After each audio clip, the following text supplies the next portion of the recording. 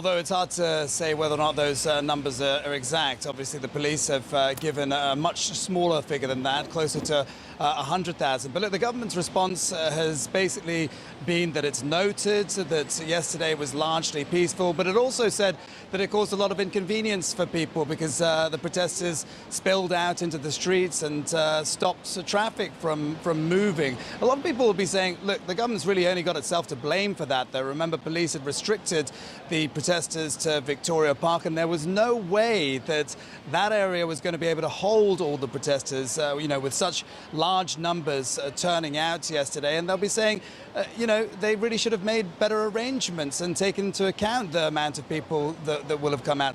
The protesters have said that yesterday's rally has revitalized this movement, and that's very much been in response to the growing pro-Beijing movement that's happening around the world, that's pushing back against the pro-democracy movement in Hong Kong as well. And we heard a little bit just now that the protesters say that the government's been ignoring them. And look, yesterday was very much about saying, look, we are able to protest peacefully. Now you need to come out and address our demands, and said that, if you don't come out and address our demands, then we can't guarantee that things won't turn out of change and get out of hand, because they have tried to reason with them peacefully already. And of course, there is another march that's planned for August 31st, but there's a lot of time between now and then, so I'm sure there'll be quite a lot of activity in that time.